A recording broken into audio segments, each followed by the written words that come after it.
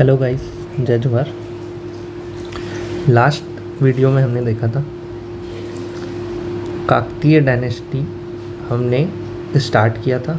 हमने देख चुका था इंट्रो, रूलर्स के नाम, ठीक है, और हमने देखा था कैपिटल्स, ठीक।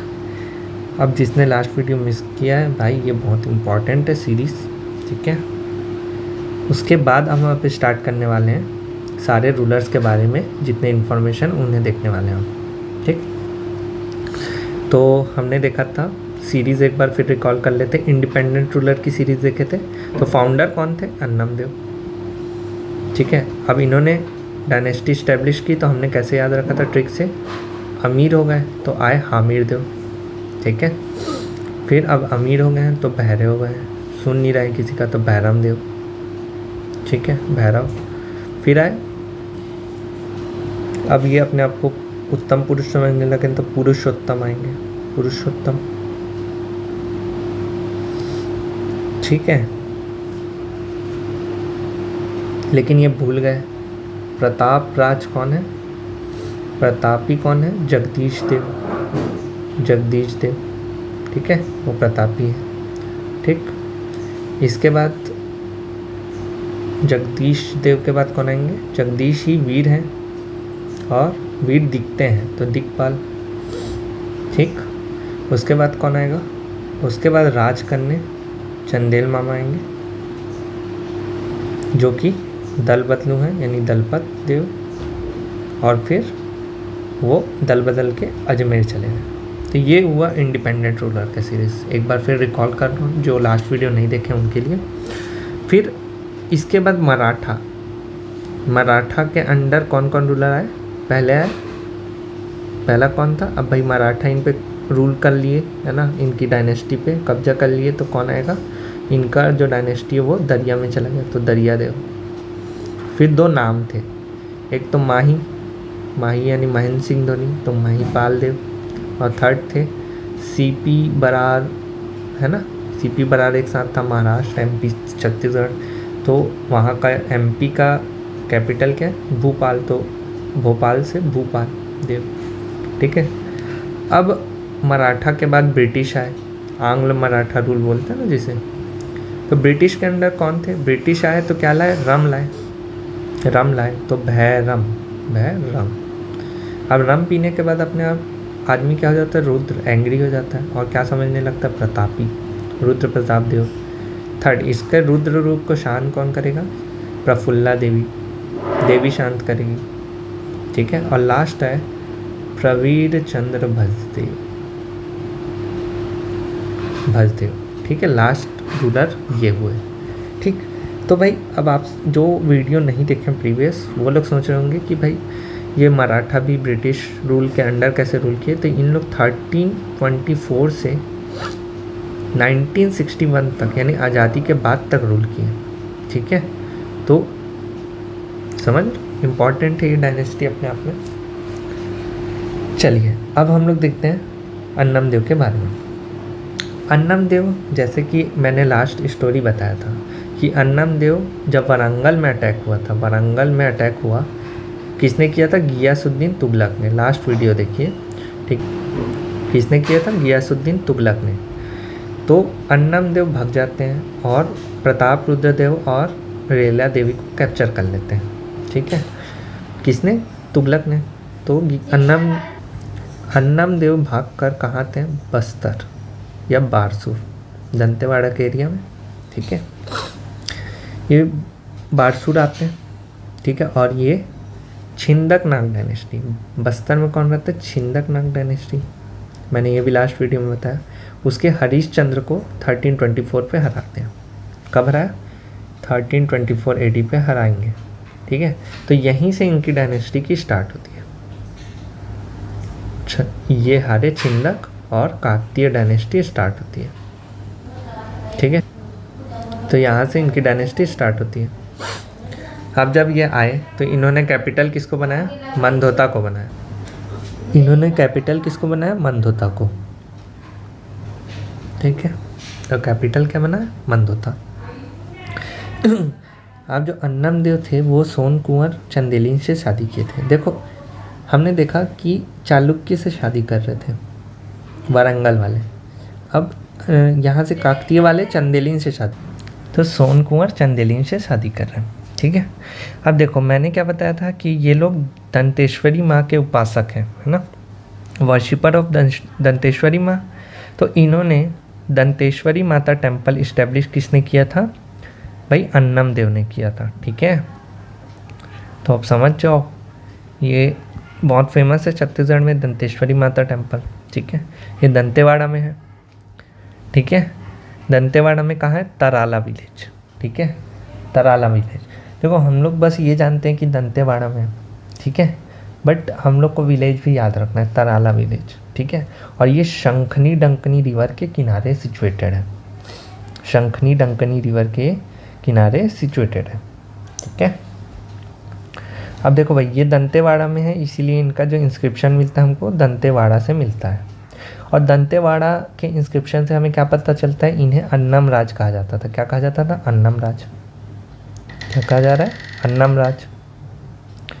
और एक हल्बी भतरी सॉन्ग है, हल्बी, देखो हल्बी भतरी जो सॉन्ग है, क्योंकि नीचे के एरिया में, ठीक है, ये यहाँ हल्बी बोला जाता है, ठीक है। और अपने इस एरिया का भतरी जो भाषा है उसका भी प्रभाव इधर है। तो हल्बी भतरी जो सॉन्ग है उसमें इनका मेंशन है एज अ चालकी वंश किंग। अन्नम राज को क्या कहा गया है, चालकी वंश किंग, ठीक है। तो जैसे मैंने बताया ये दंतेश्वरी माता टेम्पल जो है वो तराला विलेज में है। उसी तरह भोरम देव का जो हमारा भोरम देव टेम्पल है कवर्धा का, वो हम लोग क्या बोलते हैं, कबीर धाम या कवर्धा में, उसका भी हमें प्रॉपर विलेज, मैंने आपको फनी नाग डायनेस्टी में बताया था कि क्या है उस विलेज का नाम, चौरी गांव है ना, चौरी विलेज है ना। तो वो भी आपको याद रखना है, क्या है, चौरा गांव। और विलेज कौन सा है, छपरी विलेज, छपरी विलेज चौरा गांव, ठीक है। ये कहाँ का है, भोरम देव का। और दंतेश्वरी टेम्पल कहाँ है, तराला विलेज दंतेवाड़ा, शंखनी डंकनी रिवर के किनारे। तो ये हुआ हमारे फर्स्ट रूलर के बारे में। सेकंड हम लोग आते हैं अब भाई हामिर, ठीक है, हामिर देव। तो हामिर देव ने बघेलीन से शादी किया था, उसने चंदेलीन से किया था, तो इन्होंने बघेलीन से। तो श्याम कुमारी बघेलीन, श्याम कुमारी बघेलीन, और इनका लिंक है उड़ीसा के हिस्ट्री से, ठीक है। अब देखो उसने सोम किसको, सूर्य को सोम बोलते हैं, ठीक है, सोम चंदेलीन, उन्होंने चंदेलीन से किया था, इन्होंने बघेलीन। भाई अब ये दिन नहीं, सूर्य यानी दिन, अब ये शाम को करेंगे, तो श्याम बघेलीन, ठीक है, ऐसे याद रख सकते हो, ठीक है। फिर आए भैरव देव। अब अमीर हो गए हैं तो भैरव है ना, किसी की सुन नहीं रहे।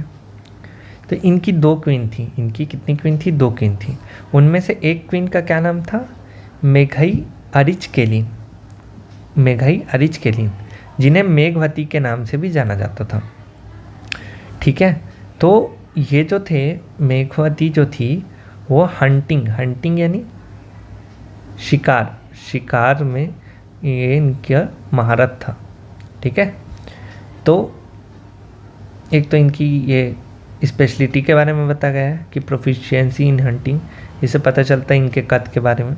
और इनके मेमोरी में मेघई साड़ी जो है ना, वो इन्हीं के नाम पे, इन्हीं के मेमोरी में रखा गया, मेघई जो साड़ी जो फेमस है, ठीक है, ठीक। फिर आते हैं पुरुषोत्तम देव। फिर कौन आएगा, पुरुषोत्तम देव।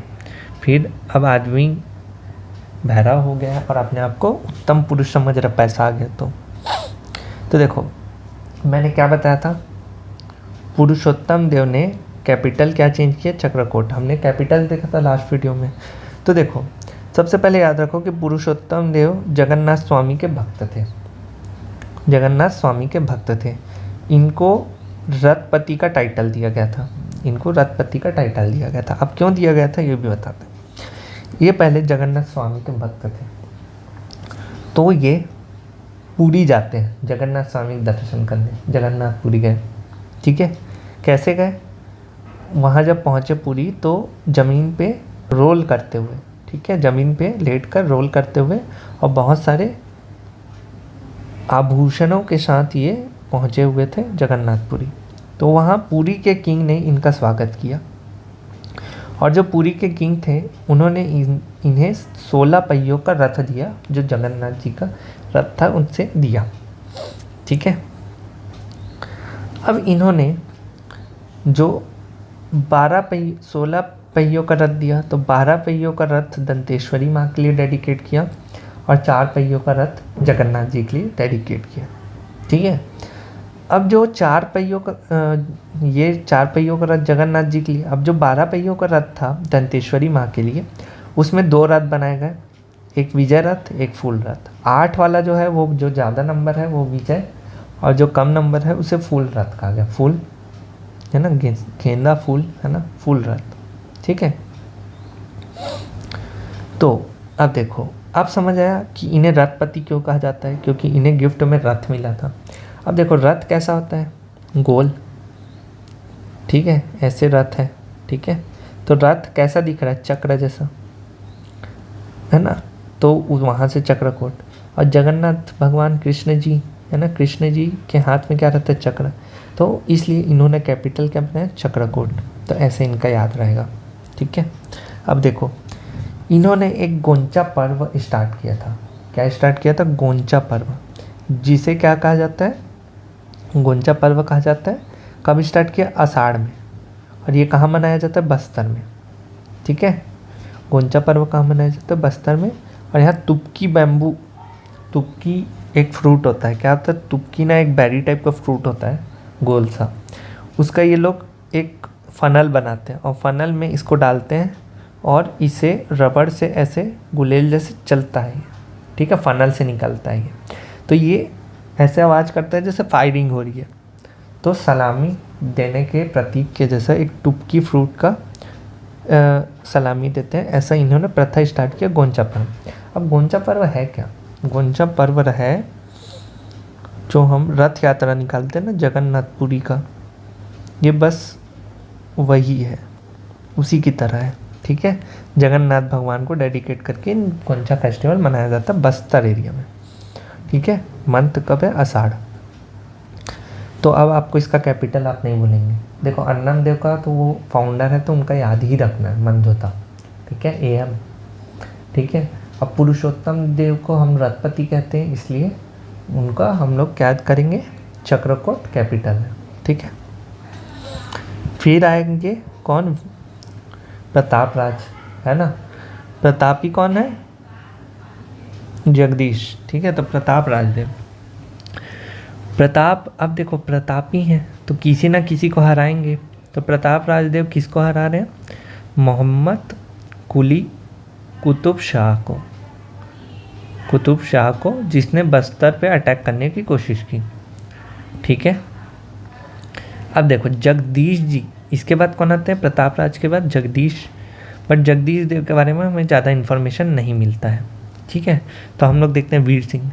अब देखो भाई, प्रतापी ने अटैक किया तो वीर ने किला बनवाएंगे, तो राजपुर का किला, राजपुर का किला। ठीक है। फिर वीर के बाद कौन आता है, वीर दिखते हैं, जगदीश वीर दिखते हैं तो दिक्पाल देव।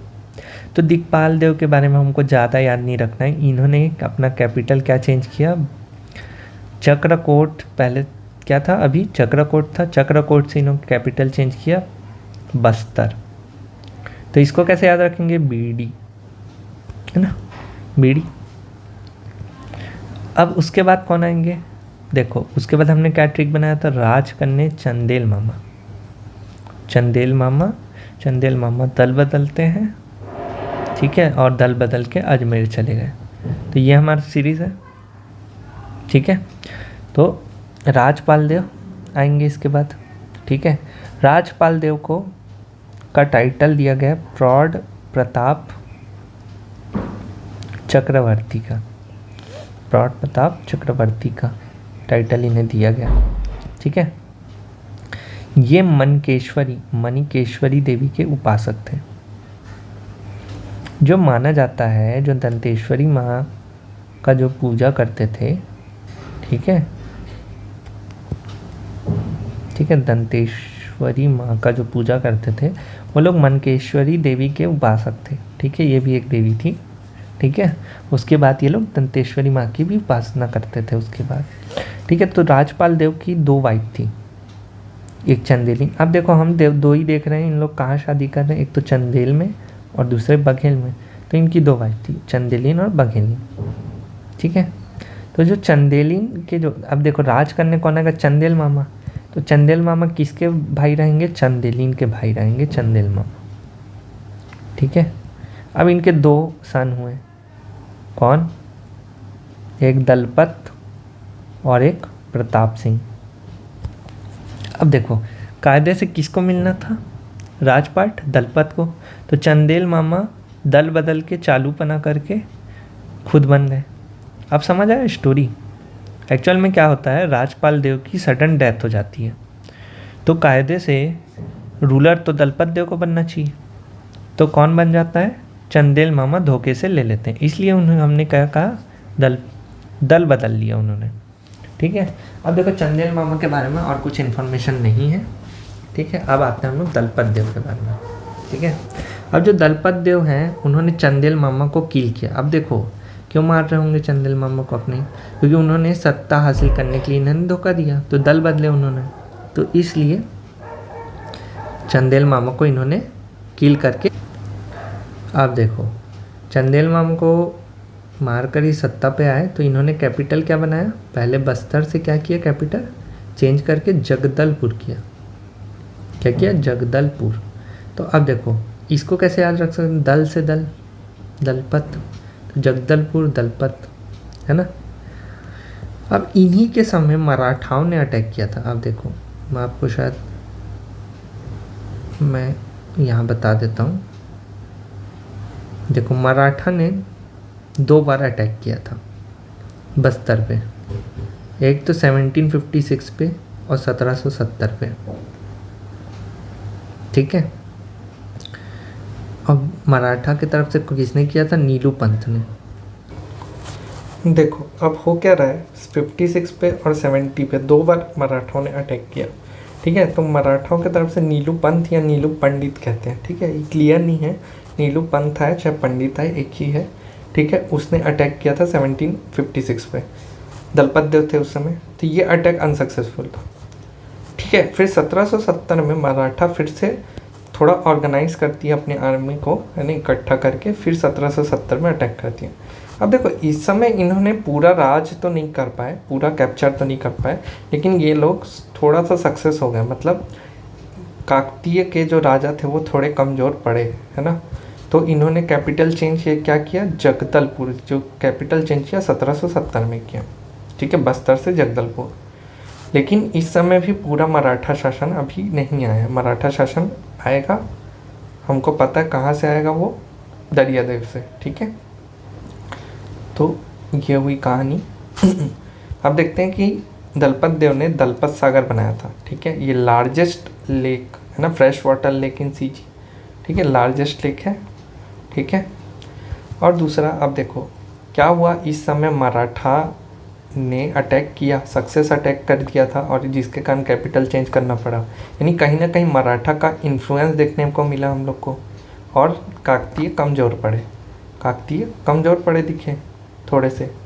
तो मराठा का एंट्री इस समय बस्तर में ये लोग एंटर कर गए थे, पूरा रूल नहीं था लेकिन बस्तर में एंटर कर गए थे। तो बस्तर में बंजारा लोग जो आए वो महाराष्ट्र ने, है ना, महाराष्ट्र के रूलर जो थे उन्होंने डायरेक्ट अपना अटैक नहीं कर पाया, तो उन्होंने एक स्ट्रेटेजी लगाया, उन्होंने बंजाराओं को बस्तर में भेजा, बंजारा लोगों को, और वो लोग यहाँ सॉल्ट और जैगरी, है ना, गुड़ और सॉल्ट बेचना चालू कर दिया, ठीक है। और इसके बदले वो लोग ट्राइबल से बहुत ज़्यादा पैसे या रिसोर्स, उस समय ट्राइबल्स तो ज़्यादा मनी नहीं रखते थे, तो उनके एक्सचेंज में, सॉल्ट और जैगरी के एक्सचेंज में उनसे सामान लेने लगे, ठीक है, फॉरेस्ट प्रोड्यूस और वो सब लेने लगे।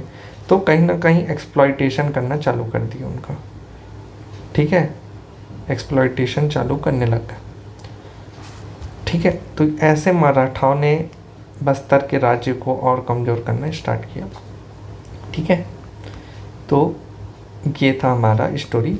ठीक है, अब ये कई बार पूछ देता है कि बंजारा लोग कब मतलब एक्सप्लॉइटेशन स्टार्ट किए। तो भाई मराठा अटैक किसके समय कर रहे हैं?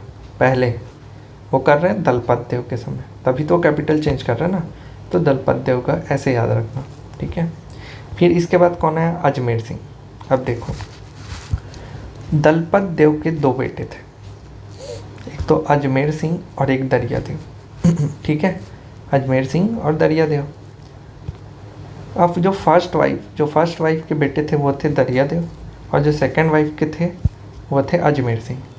अब देखो, जो वाइफ जो रहती है, जैसे पॉलीगैमी है, अगर जैसे सपोज 3 वाइफ है किसी राजा के, 1 2 या 3 वाइफ है, अब उसकी जो फेवरेट, मान लो ये फेवरेट है सेकंड, है ना, ठीक है, तो वो पटरानी कहलाती थी, पटरानी। ठीक है, तो जो पटरानी कौन थी? वो सेकंड वाइफ थी। तो उसके बेटे अजमेर सिंह को, है ना, यंग एज में ही डोंगर का जो एरिया था उसका एडमिनिस्ट्रेटिव ऑफिसर बनाया गया। ठीक है, कहीं ना कहीं यही आगे चल के, है ना, किंग बनते। ठीक है, ठीक, ये हुई स्टोरी। बट सेकंड वाइफ के सन को बनाया गया। बट दरिया देव कौन थे? फर्स्ट वाइफ के, है ना, तो भाई इनका भी तो हक बनता था। तो कहीं ना कहीं इनके मन में जेलसी, ठीक है ना, रिवेंज की भावना चल रही थी। ठीक, अब देखो, अजमेर सिंह को मसीहा ऑफ रेवोल्यूशन कहा जाता है छत्तीसगढ़ में। अब ये क्यों बोला जाता है हम लोग आगे देखेंगे। ठीक है, अब देखो क्या हुआ, दलपत देव का डेथ हो जाता है। दलपत देव का डेथ होता है, फिर भाई मैंने बताया इन दोनों के बीच कहीं ना कहीं राइवलरी चालू हो गई थी सत्ता के लिए, पावर स्ट्रगल। तो पावर स्ट्रगल में अजमेर सिंह डिफीट कर देते हैं किसको? दरिया देव को, और ख़ुद किंग बन जाते हैं। ठीक है, अजमेर सिंह किंग बन जाते हैं। ठीक है, खुद क्या करते हैं? किंग बन गए। अब देखो, अब भाई दरिया देव को तो क्या चाहिए था? थ्रोन चाहिए था, सत्ता चाहिए थी। ठीक है, तो दरिया देव ने सत्ता हासिल करने के लिए एक ट्रीटी साइन किया, संधि, ट्रीटी, जिसे क्या कहते हैं? कोट पार का संधि। कब किया? 6 अप्रैल 1778 को। देखो एक चीज़ याद रखना, इसका डेट का भी भूल जाता हूँ। देखो 1770 में तो मराठा अटैक किए थे, ठीक है ना, और जो हमारा दरिया देव का जो टाइम पीरियड है वो 73 तक है। ठीक है, राजा रूल करने का, तो ये 73 के बाद ही हुआ होगा। ठीक है, तो ये हुआ था 78 में। ठीक है, कोट पार का संधि कब? 6 अप्रैल 1778 को। ठीक है, ये इम्पॉर्टेंट है, इसे पूछता है। ठीक है, तो देखो किसके किसके बीच हुआ था। एक तो भाई जिसको पावर चाहिए था, किसको चाहिए था? दरिया देव। तो दरिया देव प्लस भाई जो मराठा थे वो भी तो यहाँ कब्जा करना चाह रहे थे, तो दूसरा मराठा आएंगे, भोसला मराठा। ठीक है, तीसरा कौन आएगा? British officer, British. अब देखो ब्रिटिश भी यहाँ इंटरफियर चालू कर दिए, ब्रिटिश के तरफ से जॉनसन। ठीक है, और फिर कौन आएगा? एक आएंगे जयपुर के विक्रमादित्य। अब देखो 4 प्लेयर्स आ गए हमारे पास, 4 प्लेयर्स। ठीक है, कौन? दरिया देव। अब देखो किसका क्या फ़ायदा है इसमें। तो दरिया देव ने कोट पार की संधि की सबके साथ मिलके, तो भाई इसके तहत जो मराठा थे, देखो दरिया देव को तो थ्रोन मिलेगा, इसको थ्रोन मिला, ये सत्ता मिलेगी।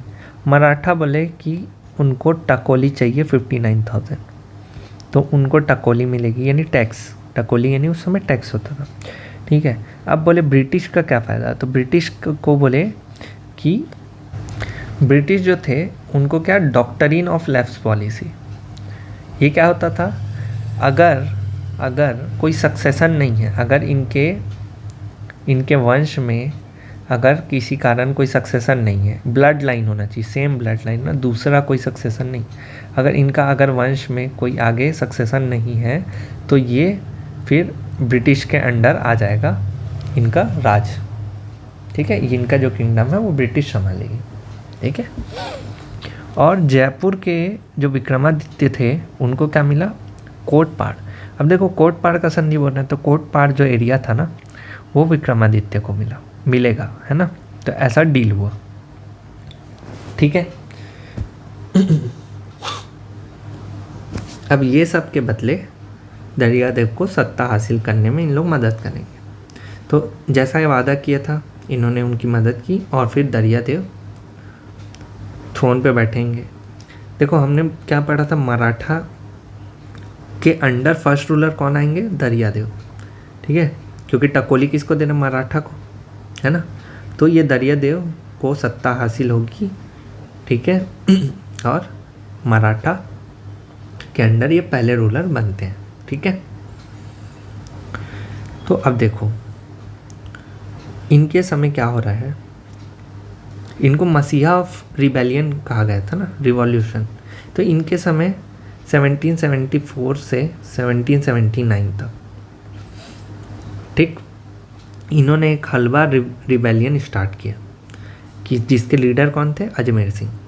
देखो अजमेर सिंह को वो डोंगर के एडमिनिस्ट्रेटर भी थे, तो उनको जो यहाँ के जो हलवा पॉपुलेशन ज़्यादा थी तो इनका सपोर्ट था किसको, अजमेर सिंह को, ठीक है। तो अजमेर सिंह ने रिबेलियन स्टार्ट किया, विद्रोह स्टार्ट किया, ठीक है। क्या क्या कारण था, एक तो पावर स्ट्रगल की, उनको सत्ता से हटाया गया साजिश करके। दूसरा बंजारा लोगों ने एक्सप्लॉइटेशन कर रहे थे, किसका, ट्राइबल्स का, ठीक है। तीसरा डोंगर जो एरिया के जो अजमेर सिंह एडमिनिस्ट्रेटर थे पहले, वहाँ फैमाइन आया था, अकाल पड़ा था, तो वहाँ बहुत हैवी टैक्स ले रहे थे, बहुत ज़्यादा हैवी टैक्सेशन ले रहे थे। इस वजह से हलवा रिबेलियन स्टार्ट किया था। लेकिन अजमेर सिंह की 77 पे मौत हो जाती है, 1777 पे मौत हो जाती है। लेकिन हम देख रहे हैं कि रिबेलियन 79 तक चल रहा है, ठीक है। देखो अजमेर सिंह की जब मौत होती है उसी के साथ काकतीय डायनेस्टी का डाउनफॉल माना जाता है, क्योंकि ये आखिरी इंडिपेंडेंट रूलर थे। इसके बाद मराठा के अंडर आ जाता है ना, काकतीय डायनेस्टी। अब देखो कोटपाड़ का संधि से बस्तर इंटीग्रल पार्ट है ना, छत्तीसगढ़ का बन चुका था, ठीक है। और Dariyadev first ruler under Maratha बने। अब देखो क्या बोला गया कि हलवा रिबेलियन 2 साल अजमेर सिंह के 2 साल बाद भी चला। देखो क्या होता है, अजमेर सिंह का जब डेथ होता है तो हलवा लोग रिबेलियन बंद नहीं करते, वो लोग चालू रखते हैं। तो जो ये मराठा और दरियादेव रहते हैं, इन्होंने हलवा लोगों को पे, ठीक है, मास किलिंग करके इसे सप्रेस किया, मास किलिंग करके सप्रेस किया, ठीक है। बड़ी तादाद में हलवा लोगों की पॉपुलेशन को इस रिबेलियन को सप्रेस करने के लिए मारा गया और यहाँ ख़त्म हुआ रिबेलियन। और जो दरियादेव है वो फर्स्ट रूलर अंडर मराठा बनते हैं, ठीक है। अब देखो यहाँ हम लोग इंडिपेंडेंट मतलब काकतीय रूलर, जो इंडिपेंडेंट काकतीय रूलर थे वहाँ तक इस वीडियो में देखा। अब हम लोग देखेंगे कल मराठा के अंडर जितने काकतीय रूलर थे और ब्रिटिश के अंदर जितने काकतीय रूलर थे, और यहाँ काकतीय डायनेस्टी हम ख़त्म करके फिर मॉडर्न आगे बढ़ेंगे। तो ये हम नेक्स्ट वीडियो में देखने वाले हैं। गाइस लाइक शेयर और सब्सक्राइब करो, क्योंकि देखो सब्सक्राइब नहीं करेंगे, व्यूज़ नहीं आएंगी तो हमें मोटिवेशन कैसे मिलेगा वीडियो बनाने का, ठीक है। तो प्लीज़ सपोर्ट कीजिए, ठीक है।